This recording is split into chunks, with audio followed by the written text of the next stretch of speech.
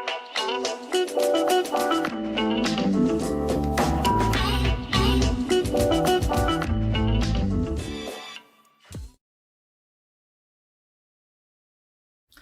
everybody, this is Tracy here with another edition of A View from Tracy's Point.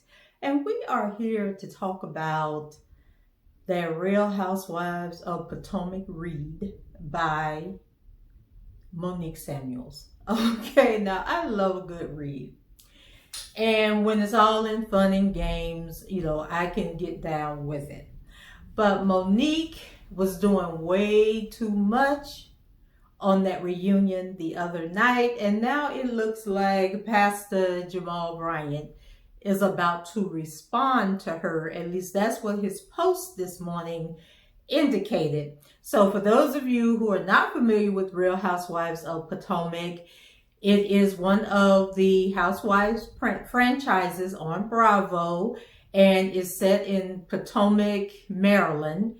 And on the show is Jamal Bryant, who is the ex-wife of Pastor Jamal Bryant. And Jamal Bryant is a very popular, well-known, well-sought-after pastor in the Baptist church, okay? And so Jamal has a past, and his past includes fathering a whole bunch of children, and 3 of which are from Giselle during their marriage. But then he has a couple of kids before they met and a couple of kids while they were together. And then I believe one child that came along after their divorce. And now there's rumors that came out a few months ago that he had fathered the child from one of the parishioners in his church. And so Jamal started a church in Baltimore called Empowerment Temple. And he had that church for about 10 years, I believe, and maybe longer. And he grew that church. I believe they started as like a Bible study group in his living room, and it exploded into like a 10,000 member church. And so with this last, not the last story that came out or last indiscretion about fathering a child, but the one before that, where it got into the media, there was a lawsuit going on. He sued the woman for slander, just a whole bunch of stuff. And at the time, he was dating the R&B singer Tweet, and he said that, that was going to be his one and only, his last lady, okay? He had this show on Fox that they were trying out. It was a talk show with him, I believe Pastor John Gray, Pastor Dewey Smith, and then there was another guy who was pretty quiet, and Oric, I believe his name was Oric, can't remember his last name.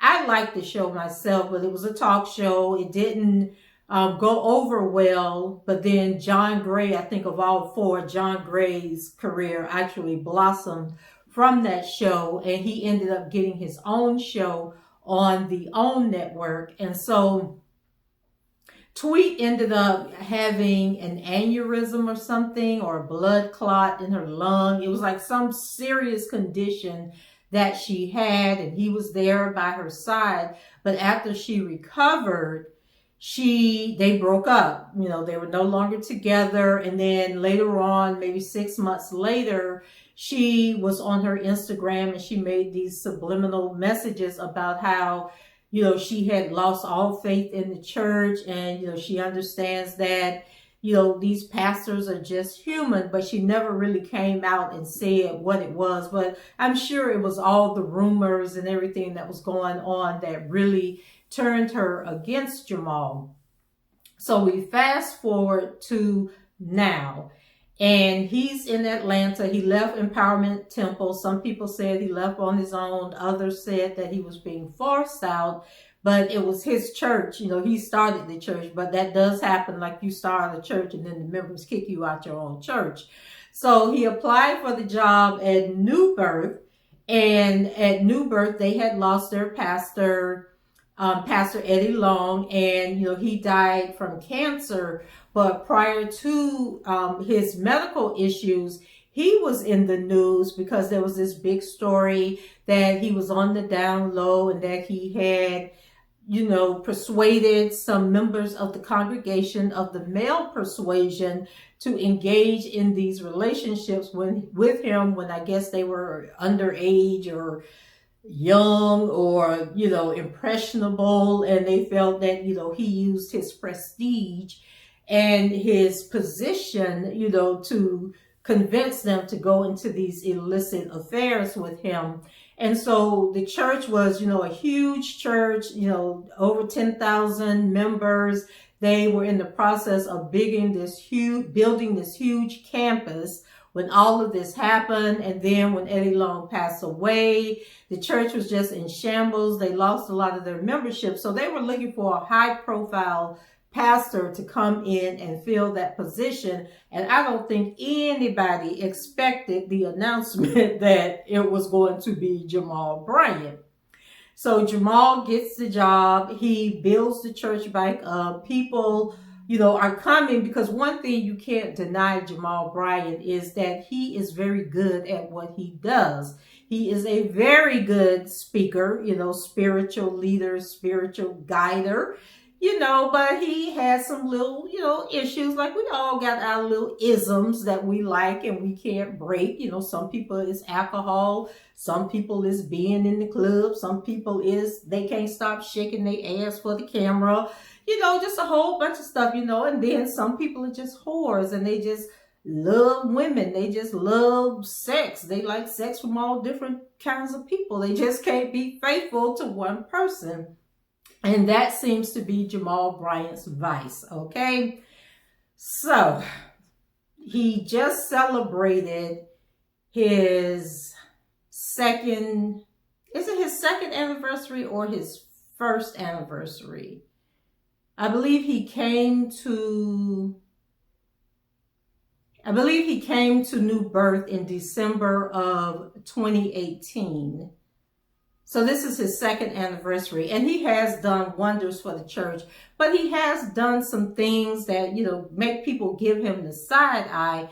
And so one of those things was like when he brought Kanye West to the church and, had the biggest attendance he's had at New Birth since he started there, and then turned around and turned on Kanye West after Kanye West started talking about he supported Donald Trump or he was Republican. He got into his feelings, and then he announced that Kanye had left this huge offering that day, but he just couldn't in good conscience accept that offering. And so he was going to donate the offering to Morehouse, I believe it was, Morris Brown, because Kanye's mom taught at Morris Brown, I believe it was, one of those colleges in Atlanta.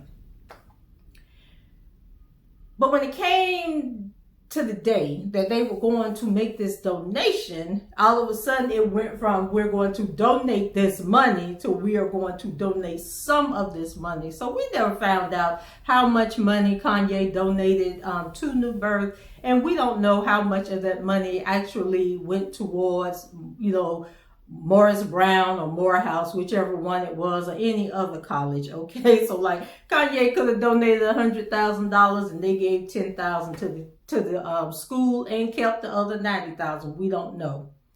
He told us that New Birth was in debt $30 million. And so I believe in one Sunday they raised almost $1 million to pay towards the debt because he was trying to get the bank to refinance the debt. The bank was like, no, we're not going to do it. So he wanted to show the bank that, the church could, repay this money, and to show other banks, the capabilities, the financial, stability of the church to be able to repay this money if they can give them more favorable terms. And so he accomplished that. Now, I don't know if they were able to refinance, but the fact that he said we're going to raise $1 million in one day, and they raised, the last I saw, they were close to $760,000 or $70,000, and I'm sure they raised more money after that. So he does a lot of good in the community. He's, been giving away food every week. He's been doing free COVID testing. So just a lot going on. But then he also gets himself into these situations. Like he invited John Jalen and Tim Savage, who are the parents of Joycelyn Savage in the R. Kelly case, invited them into the pulpit to tell their story, didn't vet this information. Like, these people have been proven to be liars, but he allowed them into the pulpit to talk about how R. Kelly kidnapped their grown daughter. Okay, their daughter was 19 when she decided she was going to drop out of school and go chase after R. Kelly.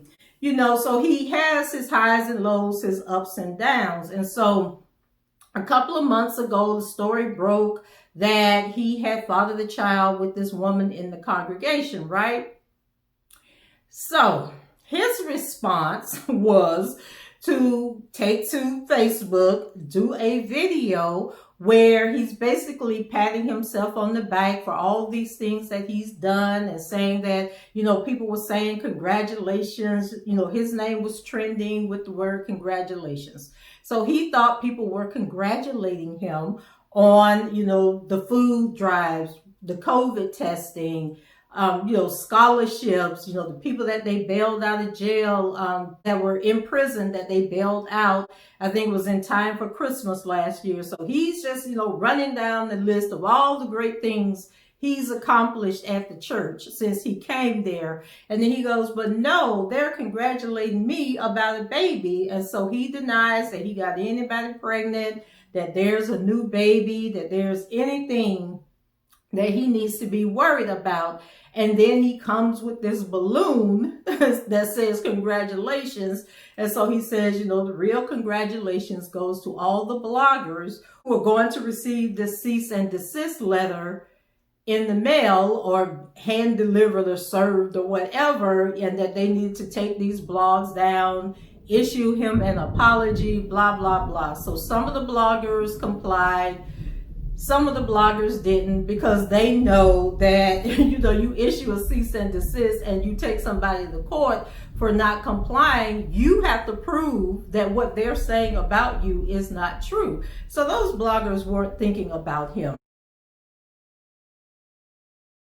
So in the midst of all of this, he reveals that him and Giselle are allegedly bringing their family back together. They're dating again.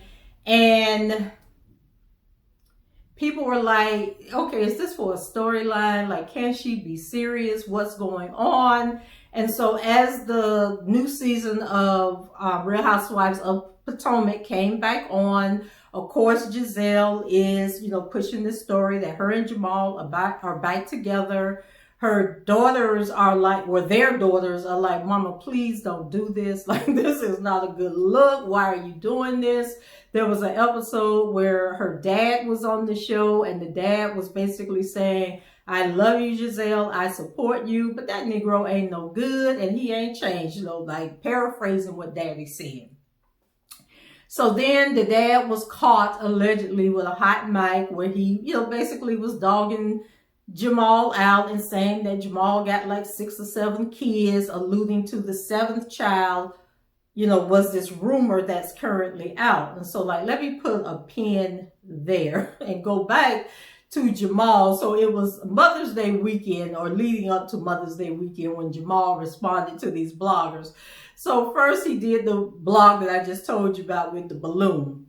Then he turned around and did a video with his mama, talking about, sometimes, a man needs his mama.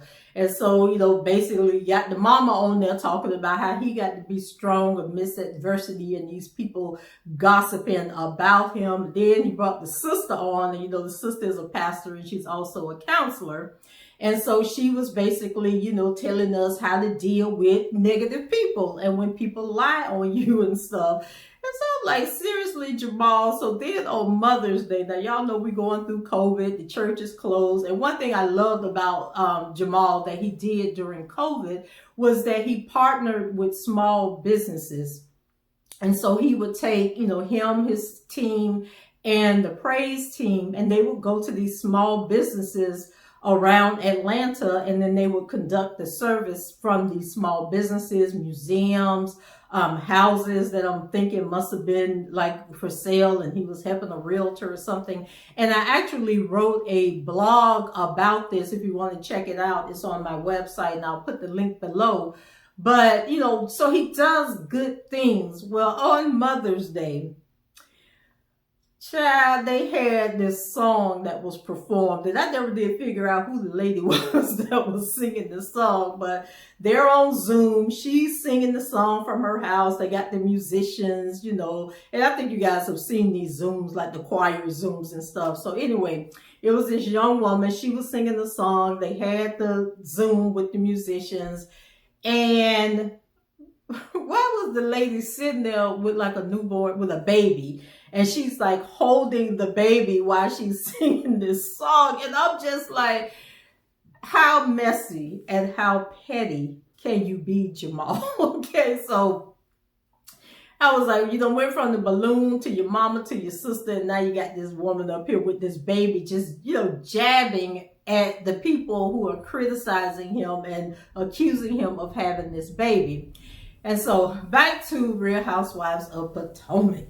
So during the show, they alluded to the fact this season that Jamal lived in Giselle's phone. Like, they hadn't seen Jamal, they hadn't met Jamal. There had been several parties and dinners where everybody was together with their spouses, but Jamal is never there. And so they're asking Giselle, like, are you guys really back together, or are you just doing this for the show? And so Giselle, she was adamant that they were back together, but Jamal is a very busy person and he travels a lot. And, it just coincidentally, he can't be there on the night of these parties. So then we get to the reunion. And Monique Samuels, who was cut out of most of the season because she had a physical altercation with one of the other castmates, Candice, as she spells her name. And so she finally gets a chance to speak. Okay, and so it's a 3-part reunion, and we don't know if she's going to address Candace at some point.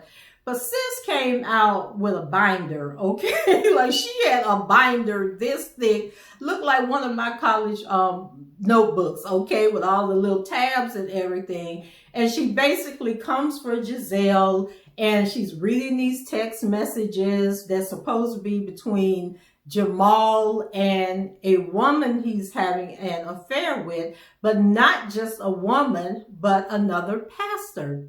And so there is a YouTuber, and I wish I could remember her name, but I don't at the moment. I believe it's something like Chanel or Chantel Miller or something like that. I'll find it and drop it and put the title down here if you guys want to go check her out.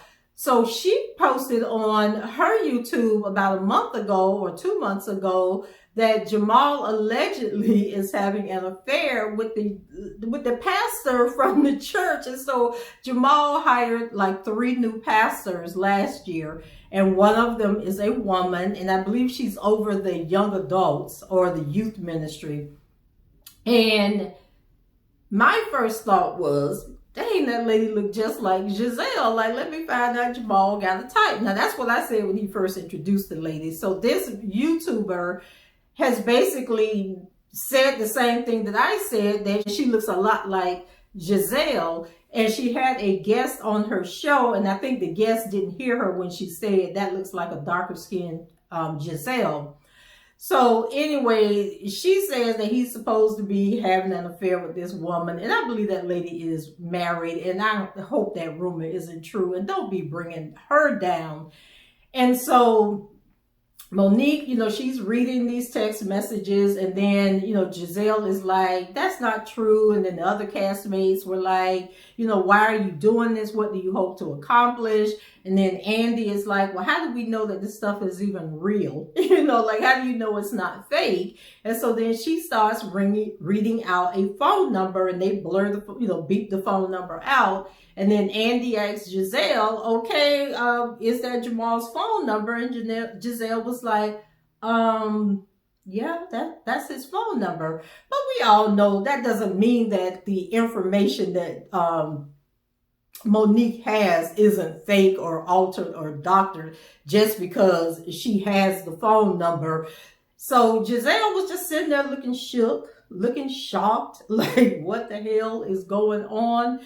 And the show pretty much ended there. But like I said, Monique had some tabs, and the binder was about this thick. So we don't know if it's more evidence on Jamal or if it's evidence on the other women on the show that we're going to get to over the next 2 episodes.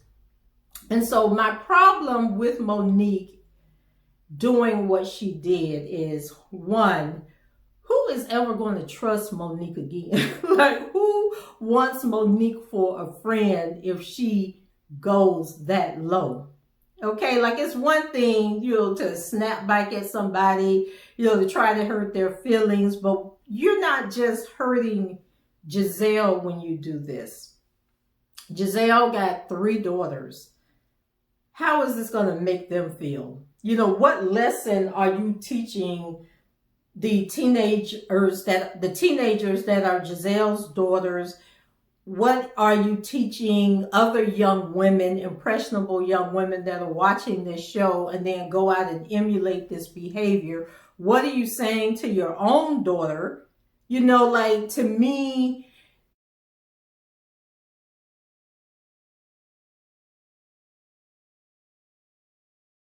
when you have a platform that big, you really have to use your platform wisely. And we already have like all these celebrities, snapping at each other, clapping back at each other, and nobody is setting a good standard or a good example for, their fan base and for the next generation.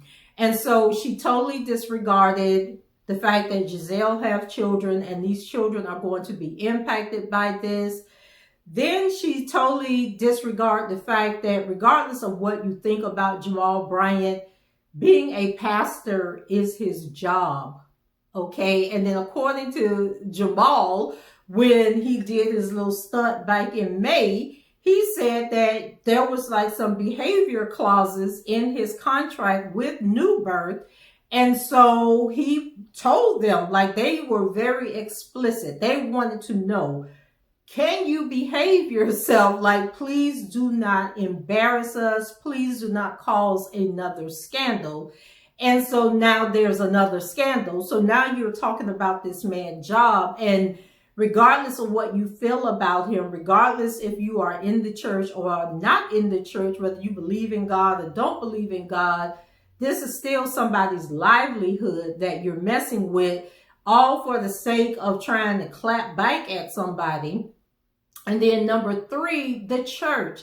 New Birth has suffered so much. Like these people just want to go to church and do God's will and help the community and pave their path to heaven.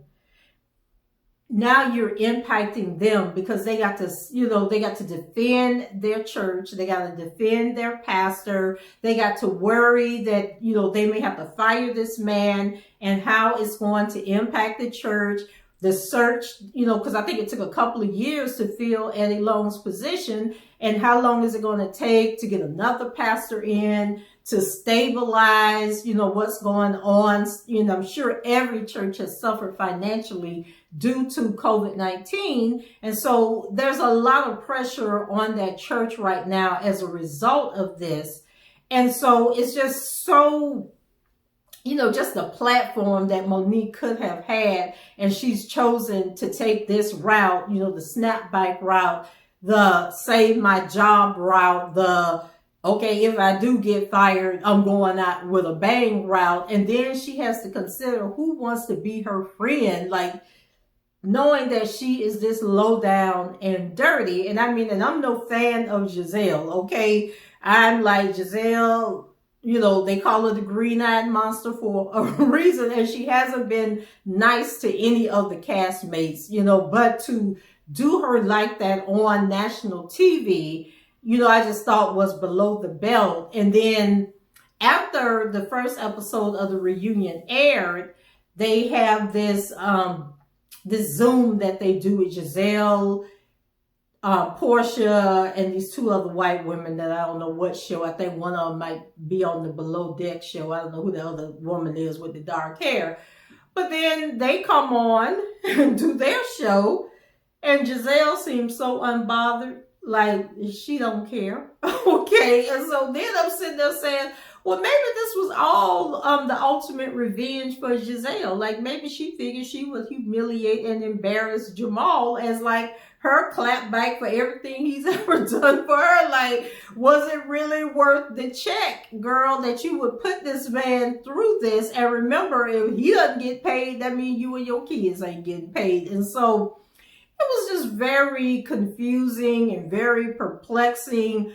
It was evident throughout the season that maybe this whole thing was a plot. They had, as people have been saying on the blogs all along, that it was just to give her a storyline because she really didn't have a storyline. She doesn't have a man in her life, and maybe her job was in jeopardy. And this was the way to save her position. And then maybe Jamal agreed to go along with it because it would be marketing for New Birth and, maybe gain them stature, gain them new members, increase their offering. I don't know. Maybe they were using each other and things just went horribly wrong. I'm not sure which one is it. But the final thing is what I started out to tell y'all about, and the title of this video is Jamal said he got time tonight, y'all. So he said when they go low, he go meet them where they at, okay? So he said that this evening that he is going to address, and he didn't say what he was going to address, but, he has people thinking that on his social media this evening that he is going to address this situation, and we'll have to wait and see. He said that, he been out here trying to rally the vote for Raphael Warnock, in the Senate race in Georgia. And y'all out here playing games. Y'all out here acting like third grade bullies in school. And that he just needs to address it. He gonna get down in the gutter tonight. And so he didn't say what time, but I'm thinking about 7 or 8 o'clock. He either gonna take the Periscope or Facebook or Instagram or all three. And he's gonna get some things off his chest. And so I hope he don't make the situation worse than it needs to be. And do you guys want your pastors, like, I don't want my pastor being a hoe. I don't want my pastor having babies and he ain't married, or he having babies that don't belong to his wife. I don't want my pastor, get into social media battles and drama. I don't want my pastor, doing clapbacks to people. Like, it's just some things I don't want the pastor doing. But that's what a lot of pastors are doing this day. They are taking it to the streets and saying what they really feel. And I guess they're trying to appeal to a newer generation, but they need to understand that the new generation ain't giving like the older generation.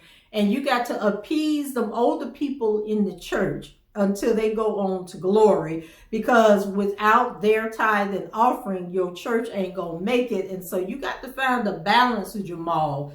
Now I'm gonna be tuned in to hear what you got to say, and I'm just gonna pray that you don't make this situation worse. Like, maybe you need to take the road that Giselle is taking. Let Monique read everything in that binder that she got to read. Let her get it out of her system. Just sit there and take it as it comes, and then don't say nothing. Because you ain't got to address, or as I used to say, you ain't got to attend every party that you got an invitation to, okay?